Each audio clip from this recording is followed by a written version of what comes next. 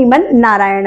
आज हम माता देवहूति एवं कर्दम की कथा को श्रवण करते हैं। देवहूति स्वयंभू मनु की पुत्री थी, बड़ी पुत्री हैं, बहुत ही विनय एवं गुणों से परिपूर्ण थी। उनकी सुंदरता अदम्य सुंदरी थी, अनुपम थी।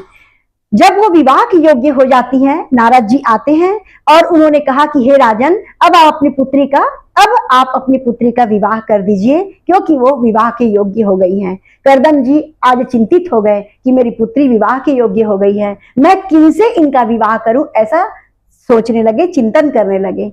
क्योंकि उनकी पुत्री अद्भुत सुंदरी थी, विनय से परिपूर्ण थी और गुणों से परिपूर्ण थी, इसलिए उनको चिंता होने लगी कि ऐसा कौन सा वर है जिनके हाथों मैं अपनी पुत्री को सौंपूं। ऐसा कह करके वो चिंतन करने लगे।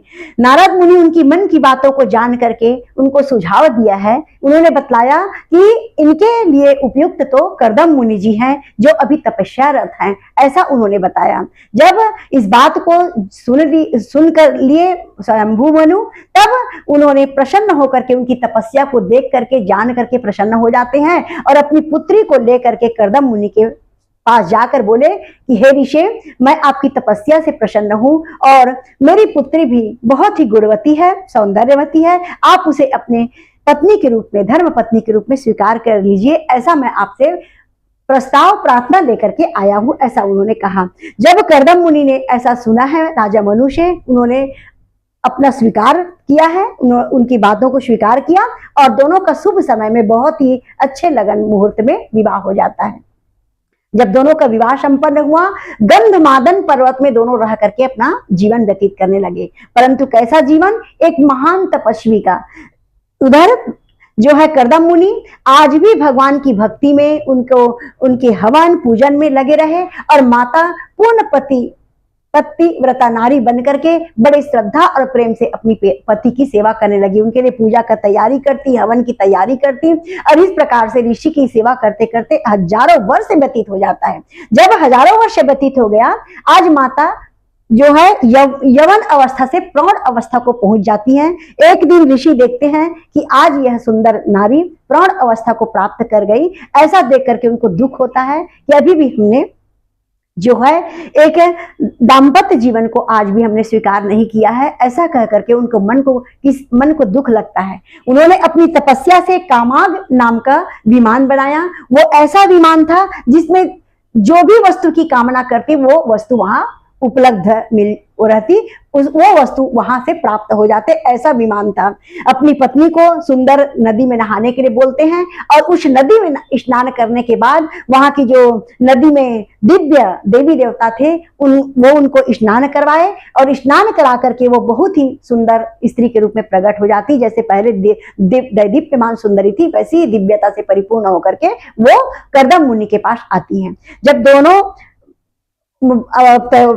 ने देखा कि दोनों एक दूसरे को देखा और उस विमान में बैठ करके वो सबसे पहले कहाँ जाते हैं, सारे तीर्थों की यात्रा करते हैं। सारे तीर्थों की यात्रा कर, देवी देवताओं को प्रणाम कर, ऋषि मुनियों से आशीर्वाद लेकर के अपने गृहस्थ जीवन में प्रवेश करते हैं। जब गृहस्थ जीवन में प्रवेश करें, उनकी 9 कन्याएं होती है, उन 9 कन्याओं को बड़े से बड़े ऋषियों को उन्होंने समर्पित किया है। इसके बाद पुनः कर्दम मुनि जी तपस्या में जाने के लिए बोलते हैं। तब माता बोलती हैं कि मुनिवर, आप तपस्या में चले जाएंगे, 9 पुत्रियां अपने घर चली जाएंगी, मैं किसके सहारे में रहूंगी, कृपया करके मुझे एक पुत्र प्रदान कर दीजिए, ऐसा उन्होंने प्रार्थना किया है।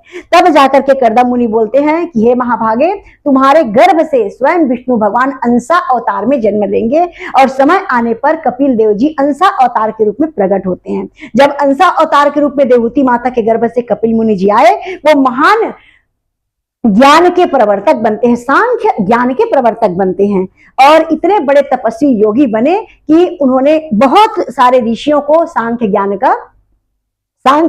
उन्होंने प्रदान किया है।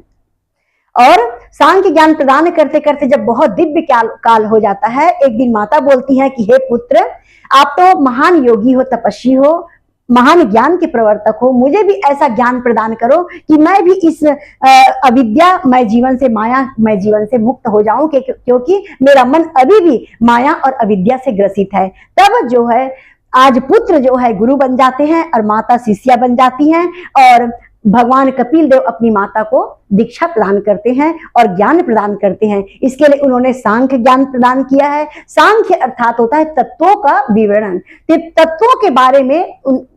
तत्वों के बारे में ज्ञान देना कि तत्व में कैसे आकर्षण और विकर्षण में जीव जो है लगा रहता है, और उसी तत्वों के आकर्षण विकर्षण के कारण एक जीवात्मा का आना और जाना लगा रहता है। इस तत्व के आकर्षण से हट करके हम अपनी आत्मा को परमात्मा में विलय करें मां, ऐसा करके उन्होंने नाना प्रकार से सांख्य का ज्ञान दिया है, अर्थात तत्वों के बारे में समझाया है। उसके बाद अष्टांग योग की शिक्षा देते हैं, जिसमें होता है जप तप ध्यान साधना ध्यान धारणा, ये सब समाधि, ये अवस्थाओं का उन्होंने अष्टांग योग को विस्तृत रूप से समझाया है।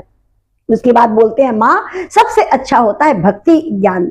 भक्ति जो है सबसे पवित्र ज्ञान है माँ। इस भक्ति में प्रवेश करके मनुष्य भक्तिमय ज्ञान प्राप्त करे और भक्तिमय ज्ञान प्राप्त करके वैराग्य को धारण करे, और वैराग्य से अर्थात संसार की तो चीजों से तटस्थ हो, अपने अंतःकरण को शुद्ध करे माँ। इस बात को ध्यान रखना चाहिए जीव को कि अपने अंतःकरण को शुद्ध करना चाहिए, ऐसा उन्होंने समझाया।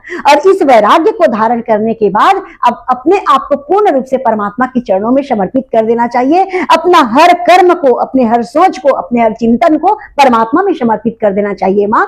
एक दिन परमात्मा स्वयं उस जीव को अपने पास ले जाता है, उसको मोक्ष प्राप्त हो जाता है। ऐसा कह करके नाना प्रकार से देवहूति को आज कपिल मुनि जी ज्ञान की शिक्षा दे रहे हैं। ऐसा करते करते काफी काल हो जाता है, कपिल मुनि जी ज्ञान देते हैं, माता प्रेम से श्रवण करती हैं। जब वो ज्ञान से परिपूर्ण हो गई, कपिल मुनि जी अपने ध्यान उसमें चले जाते हैं, तप करने चले जाते हैं। माता देवहूति भी अपने घर के मोह माया से दूर होकर के चली जाती हैं सिद्धाश्रम में, और सिद्धाश्रम में तपस्या करती हुई आत्मज्ञान को प्राप्त करती हुई वो एक दिन सिद्धा नदी के रूप में, सिद्धप्रद नदी के रूप में बह जाती हैं, सिद्धा नदी के रूप में सिद्धाश्रम में बह जाती हैं और सायुज्य मुक्ति को प्राप्त करती हैं।